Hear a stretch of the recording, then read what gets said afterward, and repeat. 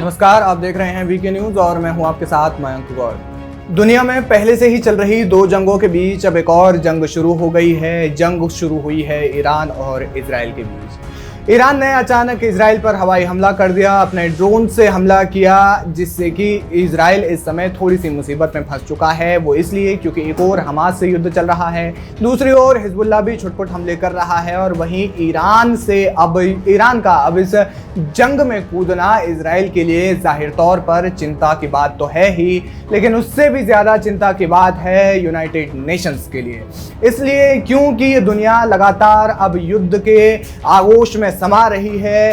पहले तो एक और रूस और यूक्रेन का जो युद्ध है वही कब खत्म होगा इसके बारे में किसी को कोई अंदाजा नहीं है। दूसरी ओर इजराइल और हमास का जो युद्ध है वो भी अपने चरम पर है और अब ऐसे में ईरान का अचानक इजराइल पर हमला करना, हालांकि पहले से चेतावनी ईरान ने जाहिर कर दी थी और युद्ध का ऐलान भी इजराइल के खिलाफ कर दिया था। ऐसे में इजराइल पीछे नहीं हटेगा, कारण अपने अस्तित्व को बचाने की लड़ाई।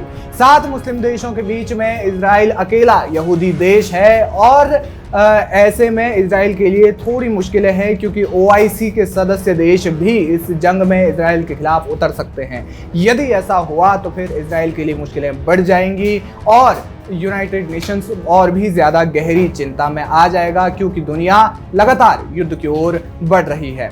अब इसी युद्ध के बीच में जब ईरान ने इजराइल पर हमला किया तो फिर 2 मुस्लिम देश ऐसे दिखे जिन्होंने कि इजराइल का एक कंधे से कंधा मिला करके पक्ष लिया। उन 2 देशों में है एक तो जॉर्डन जो कि इजराइल का पड़ोसी है और दूसरा देश जो कि खाड़ी देशों में, मिडिल ईस्ट में अपना वर्चस्व रखता है, अपना बड़ा प्रभाव रखता है। देश है सऊदी अरब। यहाँ सऊदी अरब और जॉर्डन ने इजराइल का समर्थन लिया है। वहीं यूनाइटेड नेशंस में अब इस युद्ध को लेकर के नए युद्ध में बीच में मध्यस्थता करवाने को लेकर के भी अब कशमकश जारी है, लेकिन ऐसे में 2 देशों ने भी इजराइल का समर्थन किया है। आपको बता दें, ईरान की तरफ से सैकड़ों ड्रोन और मिसाइलों को इजराइल की तरफ दागे गए, जिसमें से अधिकांश को इजराइल ने हवा में मार गिराने का दावा किया है। वहीं कुछ ड्रोन जो है वो इजरायली इलाके में गिरे हैं, जिनमें से एक इजरायली सेना के दक्षिणी बेस पर भी गिरा है। इस बीच बड़ी जानकारी सामने आई है कि ईरानी हमले को रोकने के लिए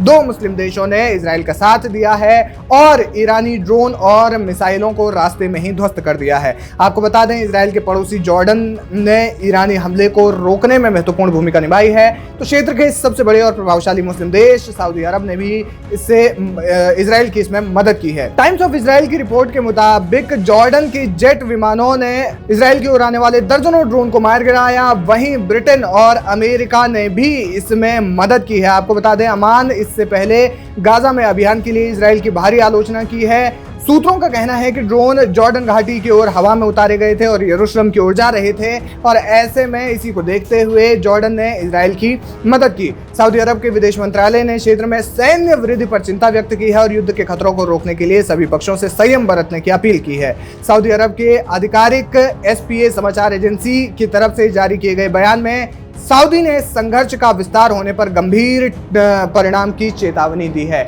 यानी कि जाहिर है कि ऐसे में इजराइल के लिए मुश्किलें बढ़ रही हैं। वहीं यूनाइटेड नेशंस में भी इसको लेकर के अब शांति वार्ता की जो पहल है उसकी तैयारी की जा रही है। हालांकि ईरान जो है अमेरिका को पहले ही चेता चुका है कि अगर इस जंग में अमेरिका सीधे तौर पर कूदता है तो फिर उसका भी अंजाम इसमें बुरा होगा। यानी कि ईरान साफ तौर पर हमला करने के जो फुल मूड में इस समय नजर आ रहा है। वहीं इजराइल को भी अपना जवाबी हमला देना पड़ेगा, क्योंकि इजराइल के लिए ये एक बड़ी लड़ाई, अपने अस्तित्व की लड़ाई पर आकर खड़ी हो गई है। बहरहाल क्या कहेंगे आप इस खबर पर, हमें कमेंट करके जरूर बताएं।